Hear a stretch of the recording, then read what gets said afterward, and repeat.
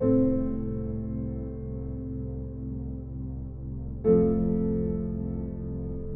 most traumatizing moment in Rowling's life was the day her mother died. She was 25 at the time. The death of her mother shattered her completely. This happened 6 months after she began writing Harry Potter, and she was sorry that her mother never knew that she was writing it. After the death of her mother, she moved to Portugal in 1992 and got married. Soon she gave birth to a daughter, Jessica. But things became worse.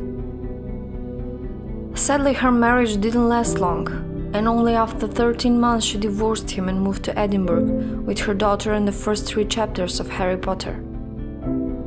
She was forced to rely on state benefits and spent much of her time writing Harry Potter in cafes, with Jessica sleeping in the prom next to her.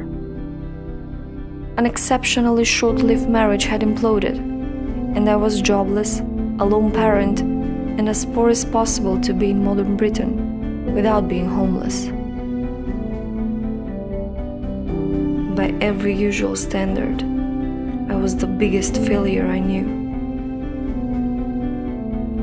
Rowling fell into a deep depression and admits she even considered suicide. So, how her life changed?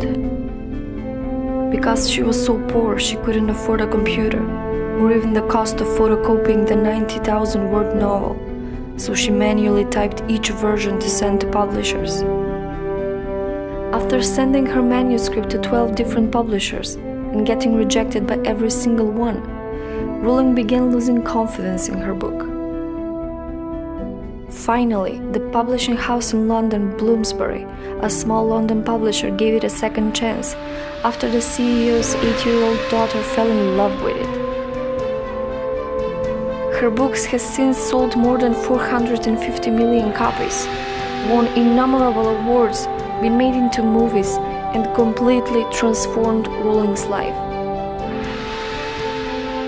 In 2011, Forbes estimated Rowling to be worth about $1 billion. She remains on its list of the world's most powerful celebrities and top-earning authors. J.K. Rowling went from being a jobless single mother to one of the best-selling authors of all time. But it didn't happen overnight. She faced rejections and constantly strived for success.